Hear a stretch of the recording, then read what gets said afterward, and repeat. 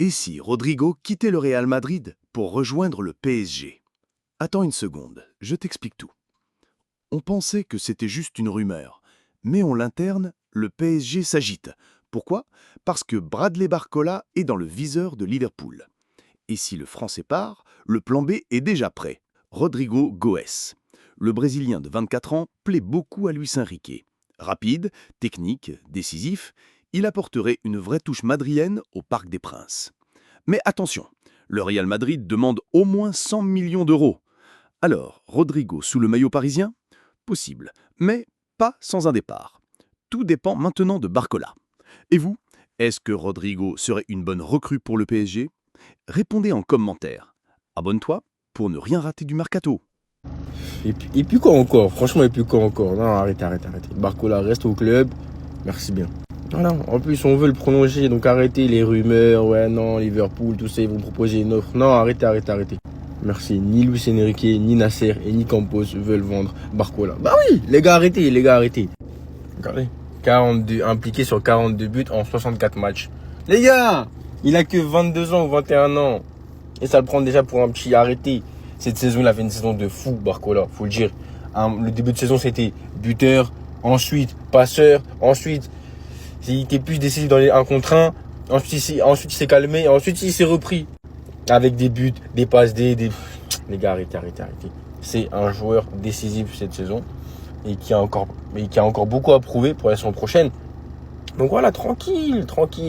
Les gars, arrêtez de paniquer, c'est fini le PSG pigeon qui claque des centaines de millions d'euros pour des joueurs qui veulent même pas venir. Aujourd'hui, ce sont ces joueurs-là qui veulent venir au club pour le projet sportif. Le PSG ne surpaye plus, il fixe un prix, point barre. On attend, t'es content, t'es pas content, on va ailleurs. Ils savent qu'avec leur nouveau projet, les joueurs voudront toujours venir. Et en plus de ça, le club vendeur tôt ou tard cédera. Et surtout, ces joueurs-là veulent prendre exemple sur Barcola, Neves et Doué, qui sont des jeunes joueurs qui sont venus au Paris Saint-Germain et qui ont explosé au niveau du monde entier. En plus, il y a un vrai projet de jeu avec un vrai coach. T'as tout à gagner. Donc vous allez voir Zabarni, Chevalier, Cliouche, tôt ou tard, ils vont finir par venir au moment où on s'y attend pas. Ça sert à rien de paniquer. On n'a plus besoin d'acheter des stars à je ne sais combien de millions d'euros avec je ne sais combien de salaires qui veulent même pas venir au club. Maintenant, c'est le club qui est une star mondialement. Si toi aussi tu supportes le PSG, t'es d'accord avec moi, n'hésite pas à laisser un commentaire ou à t'abonner. Merci pour la force. Non, moi, je n'ai pas envie de voir partir Bradley. Parce que vous le savez, c'est un joueur que j'aime, c'est un joueur que je kiffe, c'est ma coque de téléphone, c'est Bradley. Bradley, c'est un profil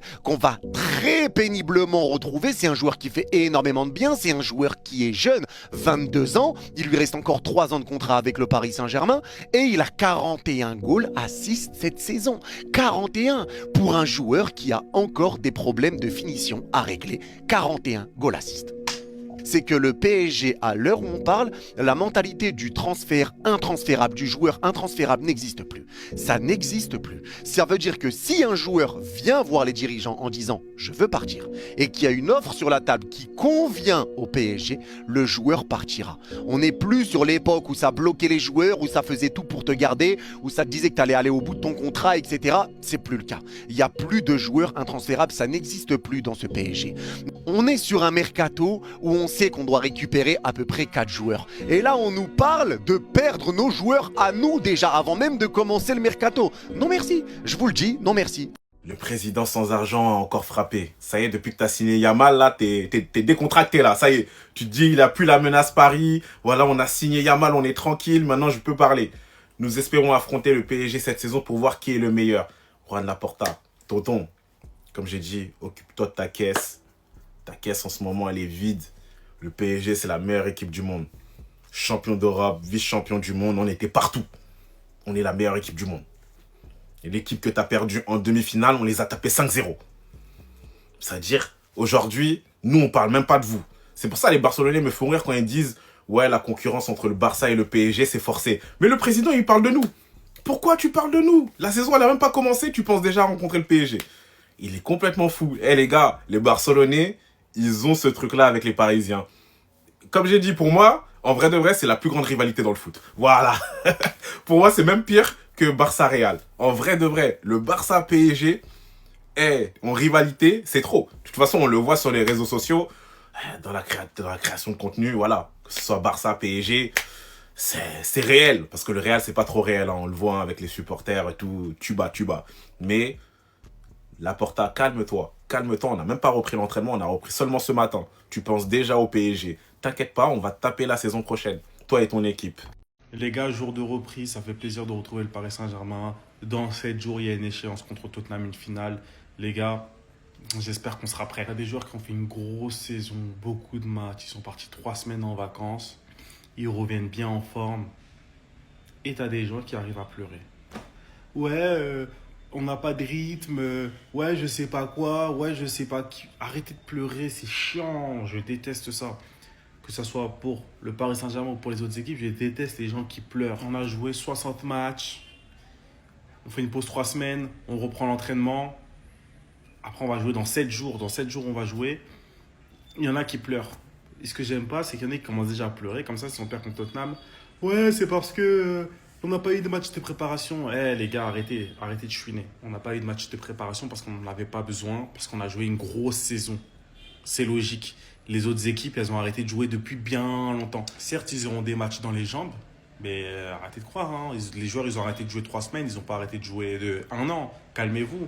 Ils vont reprendre l'entraînement pendant 7 jours, et pendant 7 jours, il y aura des matchs. Hein. Arrêtez de croire. Ce sera certes des matchs d'entraînement, mais arrêtez de croire que les matchs amicaux non plus, c'est des matchs à haute intensité. Donc voilà, j'aime pas les pleureuses. Ça veut dire que moi, que ce soit pour mon club ou pas pour mon club, je déteste les gens qui pleurent. C'est fini, c'est fini. Ah, tu sais pas ce qui est fini quand je te montre cette image. Le PSG ouvre la porte à un départ de Kipembe et lui recherche un nouveau projet sportif. Mon Dieu, tu vas manquer Kipembe. Le club se trouve en accord avec le joueur pour le voir partir à 1 an de la fin de son contrat. Son temps de jeu risque d'empirer pour la saison 2025-2025. T'as vu ActuFoot, quand c'est pas pour tweeter sur le chip de Lamine Yamal, vous savez pas écrire. Le joueur garde énormément d'estime dans le vestiaire, notamment dans le vestiaire. Non mais ActuFoot, si c'est pas les bagues ou le chip de Lamine Yamal, vous avez du mal à écrire. Bref, vous l'avez compris, Kipembe et le PSG, je pense que c'est fini. Le seul défenseur dans l'histoire du foot sur un seul match qui a réussi à stopper et Messi Prime, et Neymar Prime, et Suarez Prime. Bon, c'est vrai, oui, c'est un de ses seuls matchs références, je suis d'accord avec vous, mais quand même, pendant que d'autres joueurs touchent des culs flasques en vacances, lui a touché la Ligue des Champions, et c'est la dernière image qu'on va voir de Kipembe avec un mode du Paris Saint-Germain. Il a tout connu. L'ère Ibrahimovic, Cavani, Neymar, Mbappé, Neymar, Mbappé, Messi. Enfin, le Graal du Graal, la saison 2024-2025, la Ligue des Champions, même s'il n'a pas joué un seul match, bah, elle est quand même pour lui. Pars en paix, mais par pitié, pars au Paris FC, genre juste à côté, ou reste dans le vestiaire. Juste pour ce match-là, juste pour ce que tu as fait, ce que tu nous as apporté pour ce match-là, je t'aime mon frère, je t'aime. Les sentiments envers toi, mon frère Presnel Kipembe, à jamais dans mon cœur. Le PSG va commencer à réfléchir à une vente et un départ de Bradley Barcola avec une offre au-dessus de 100 millions d'euros qui vient d'arriver sur la table. Alors il y a une source interne du Paris Saint-Germain qui déclare « On ne va pas se mentir, il y a 95% de chances qu'il reste à Paris, mais ce n'est pas à 100% sûr. » Donc voilà, très clairement, on connaît cette petite phrase de dirigeant interne « Pour faire valoir ton pion plus cher qu'il ne vaut ». Ça, on connaît la chanson. Alors Barcola quittera le Paris Saint-Germain à 2 conditions. Bradley Barcola doit exprimer le désir de quitter le club et un club doit proposer plus de 100 millions d'euros. En cas de départ de Bradley Barcola, le Paris Saint-Germain envisagerait Rodrigo comme possible remplaçant. Pour l'instant, aucune négociation n'est entamée avec le Real Madrid, mais le profil de l'ailier brésilien madrilène plaît beaucoup en interne. Le dossier dépendra de l'évolution de la situation de Barcola. Mais si Barcola quitte le Paris Saint-Germain pour 100 millions d'euros, ils seront réinvestis sur Rodrigo ou peut-être, attention, Alexander Isak, vu que Liverpool vient de lâcher le dossier. Laporta vient de dire « Nous espérons affronter le PSG cette saison pour voir qui est la meilleure ». Et au-delà de cette déclaration qui a l'air provocante, il a parlé avec beaucoup de respect du Paris Saint-Germain. Il a dit « Le Paris Saint-Germain a réalisé une saison fantastique la saison dernière. Ils ont remporté la Champions League, le championnat de France. Ils pratiquent un football magnifique avec un excellent entraîneur, des grands joueurs, une équipe solide. Mais malheureusement pour eux, ils n'ont pas pu nous affronter. Le monde du football rêve de cette affiche. Mais les gars, on a quand même raté une occasion de se rencontrer en finale de Ligue des Champions quand les 2 équipes étaient à leur prime. Parce qu'un match en phase de groupe, ça sera jamais pareil. Pour moi, le Barça, ils ont raté le coche. Si vous voulez vraiment voir qui est la meilleure équipe, c'est à ce moment-là. C'était là qu'on devait se régler. Maintenant, si l'année prochaine, on se rencontre en 8e, en quart, en demi ou en finale, là, on pourra voir. Après, il ne faut pas oublier que les 2 dernières fois qu'on a rencontré le Barça, une fois en 8e, une fois en quart de finale, on les a battus. Et la dernière fois, c'était 4-1. J'espère vraiment que l'année prochaine, on va se rencontrer dans le dernier carré de la Ligue des Champions et pas en phase de poule. Non, Liverpool, vous avez des comptes à rendre. Tout cela ne restera pas impuni. Vous avez des comptes à rendre. Non, Liverpool, d'où provient l'argent? D'où vient l'argent? C'est quoi toutes ces rumeurs de mercato, en plus d'un mercato à plus de 400 millions quasiment? Non, Liverpool, faut nous expliquer tout ça, hein. C'est pas normal. Prêtez un peu d'argent. Regardez, prêtez un peu. Nous, on a besoin. Là, il y a encore une rumeur sur Bradley Barcola pour plus de 100 millions sur un transfert. Et il serait même intéressé par Rodrigo. Non, mais franchement, en plus d'Alexander Isak, qui est encore sur les tablettes de Liverpool et le dossier n'est pas encore mort. Liverpool, expliquez-nous tout ça, hein. C'est pas normal. Certes, vous avez gagné la Première Ligue. On sait qu'il y a un gros billet quand on gagne la Première Ligue. Vous avez vendu Luis Diaz, un gros billet au Bayern. Mais franchement, là, faut arrêter, hein. Ils ont dépensé de l'argent comme s'ils étaient dans un jeu vidéo. Comme si c'était pas réel, en fait. Mais quoi qu'il arrive, s'ils commencent à recruter des Rodrigo, ou des Bradley Barcola, ou des Isaac, franchement, les gars, c'est d'ores et déjà perdu d'avance, hein. Et au cas où, si vous avez besoin d'un gardien, on a Ter Stegen aussi, si vous voulez nous le prendre pour un 50 millions, tout ça. Franchement, nous, on a besoin de thunes, hein, en vrai. Et on veut le faire partir. Donc, franchement, si vous êtes chaud de dépenser des thunes, comme on voit que vous avez des thunes illimitées, franchement, Ter Stegen, dites-moi en commentaire, les gars, là, est-ce que c'est normal ce que Liverpool ils font sur le mercato? Ou les ambitions, du moins, qu'ils ont sur le mercato? Est-ce que c'est normal tout ça, là? Dites-le moi en commentaire. Abonnez-vous, ça arrive lourd. Mais moi, je vous le dis, je vous le répète, le profil de Bradley Barcola, c'est un profil très rare. C'est un joueur qui fait énormément de bien, c'est un joueur qui provoque, qui arrive à mettre énormément de passes décisives, qui a un problème à la finition, certes, mais il a 22 ans. Ça va se régler. Ça va se régler. Moi, je n'ai pas envie de perdre Bradley Barcola. Et pour tous ceux qui vont me dire, ouais, mais t'abuses, Yanis, moi, en vrai, un échange contre Rodrigo, enfin, si on vend le Barcola et qu'on récupère Rodrigo, moi, ça me va. Moi, je suis attaché aux joueurs. Je suis attaché à cette équipe qui m'a fait vibrer. Je suis attaché à cette équipe qui m'a fait kiffer. Je suis attaché à ces joueurs qui ont joué comme des cracks et qui ont été une famille cette saison. Je suis attaché à tous ces joueurs-là.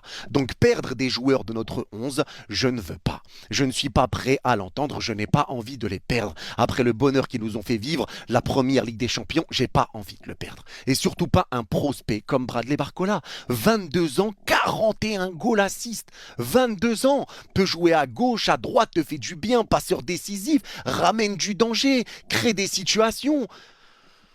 C'est un profil qui est important et c'est un profil qui est compliqué à trouver. Et de toute façon, quand tu vois que le Bayern et maintenant Liverpool s'intéresse à lui, il y avait même Arsenal si je dis pas de bêtises, et bah tu vois que ça sort pas de nulle part. Tu vois que ce joueur-là, que beaucoup peuvent dire ouais il est surcoté, il est nul, et ouais c'est pour ça qu'il y a le Bayern, Arsenal, Liverpool qui se chamaillent pour lui. Et c'est pour ça que Liverpool peut même envoyer une offre supérieure à 100 millions pour Bradley. Moi, je suis attaché aux joueurs. Je suis attaché à cette équipe qui m'a fait vibrer. Je suis attaché à cette équipe qui m'a fait kiffer. Je suis attaché à ces joueurs qui ont joué comme des cracks et qui ont été une famille cette saison. Je suis attaché à tous ces joueurs-là. Donc perdre des joueurs de notre 11, je ne veux pas. Je ne suis pas prêt à l'entendre, je n'ai pas envie de les perdre. Après le bonheur qu'ils nous ont fait vivre, la première Ligue des Champions, j'ai pas envie de le perdre. Et surtout pas un prospect comme Bradley Barcola. 22 ans, 41 goals assists. 22 ans, peut jouer à gauche, à droite, te fait du bien, passeur décisif, ramène du danger, crée des situations. C'est un profil qui est important et c'est un profil qui est compliqué à trouver. Et de toute façon, quand tu vois que le Bayern et maintenant Liverpool s'intéresse à lui, il y avait même Arsenal si je dis pas de bêtises, et bah tu vois que ça sort pas de nulle part. Tu vois que ce joueur-là, que beaucoup peuvent dire ouais il est surcoté, il est nul, et ouais c'est pour ça qu'il y a le Bayern, Arsenal, Liverpool qui se chamaillent pour lui. Et c'est pour ça que Liverpool peut même envoyer une offre supérieure à 100 millions pour Bradley. Vous voyez ça là, ça c'est de la grosse connerie et le pire, c'est que les gens ils vont valider ce qu'il dit. En gros, Laporta, il a parlé du PSG, il a dit j'espère qu'on pourra les affronter la saison prochaine pour savoir laquelle des deux équipes est la meilleure. Mais mon pote, c'est nous les meilleurs, on est champions d'Europe. Les gars, vous savez, j'aime bien le Barça, mais je suis parisien avant tout. Et là, ce qu'il dit, c'est à vomir. Donc en gros, nous on est champions d'Europe, ça suffit pas. Genre l'année prochaine, faut qu'on fasse un match contre le Barça pour savoir qui est le meilleur. Mais c'est nous les meilleurs, c'est nous, on a gagné. Et la saison prochaine, c'est une autre saison. Donc ça veut dire la saison prochaine, même si on joue contre le Barça il gagne contre PSG. Ça voudra rien dire d'autre que le Barça a battu le PSG. La saison prochaine, ça voudra pas dire que l'année passée, vous nous auriez battu en finale ou je sais pas quoi. Arrêtez. Même Laporta là, il me choque dans ses propos. On dirait un mec de Twitter qui a 15 ans. Après bon, il a fait des éloges du PSG. Il pratique un football magnifique avec un excellent entraîneur, de grands joueurs et une équipe solide. Malheureusement, nous n'avons pas pu jouer contre eux. C'est un match de football que le monde attendait car je pense que nous étions les équipes les plus compétitives et les mieux préparées la saison dernière. Oui, c'était les deux équipes qui jouaient le mieux au football. Mais on sait tous que le football, c'est pas forcément la plus belle équipe qui gagne. Donc en fait, il y a des équipes qui sont meilleures mais sans jouer au foot. Mais c'est le football, ça a toujours existé. Donc qu'il arrête ces conneries Laporta. La meilleure équipe de la saison 24-25, c'est le PSG et personne d'autre. La saison 25-26, on verra. Mais pour l'instant, c'est personne. Les gars, j'ai une théorie sur pourquoi notre mercato met autant de temps et pourquoi ça avance pas. Je pense que le Paris Saint-Germain est sur une nouvelle étape. Après avoir réussi à supprimer cette image de club star, rempli d'ego, rempli de polémiques, maintenant on s'attaque à l'image de pigeon qu'a le Paris Saint-Germain. Et ça va mettre du temps. Parce que pour Nasser, pour Luis Campos et pour Luis Enrique, c'est beaucoup plus facile de faire changer les mentalités en interne. Que ce soit dans la nouvelle politique de prolongation des joueurs, que ce soit comment on vous laisse partir du club. Tout ça, c'est plus facile en interne que de faire comprendre la nouvelle mentalité du club à des gens extérieurs au club. Parce que même si on a gagné la Ligue des Champions, cette image de pigeon, elle nous colle à la peau. Cette image de Messi, de Neymar, de Mbappé, qui ont pris des salaires exorbitants, ça colle à la peau du Paris Saint-Germain. Et on a surtout un effectif qui nous permet d'être sans pitié dans les négociations. Contrairement aux autres années, on était obligé de céder parce qu'il y avait des manques. Cette année, on n'est pas obligé. On a une attaque extraordinaire, un milieu extraordinaire, une défense extraordinaire. On a un gardien extraordinaire. On n'est pas obligé de tout changer. Kimpembe et le Paris Saint-Germain, l'histoire est finie. L'histoire s'arrête ici, les gars. Kimpembe sur le départ. Il n'entre absolument pas dans les plans de Luis Enrique, les gars. Sincèrement, à un an de la Coupe du Monde, vous le voyez aller où? Parce que moi, sincèrement, les gars, ça fait 2 ans qu'il joue pas, qu'il joue très peu. Il fait 3 entraînements, il est blessé. Il lève la main, il est blessé. Je respecte la légende. Est-ce que c'est une légende d'ailleurs? Est-ce que pour vous, c'est une légende Kimpembe? Ça fait 2 ans qu'il joue pas. Dites-moi, les gars. Je respecte en tout cas parce que je l'aime beaucoup et tous les supporters parisiens, on l'aime énormément. Mais moi, les gars, je le vois partir au Qatar. Je le vois rester dans la sphère qatarienne. Sincèrement, aujourd'hui, je suis incapable de dire s'il a le niveau pour la Ligue 1. Sincèrement, les gars, je ne sais même pas. Est-ce que lui va vouloir, je ne sais pas, rester en Ligue 1 dans un autre club? Est-ce qu'il aura des possibilités d'aller dans un autre club? On va voir les portes de sortie qui vont s'ouvrir à lui. Mais pour moi, je le vois aller au Qatar avec Verratti, en détente. Et n'hésitez pas à vous abonner.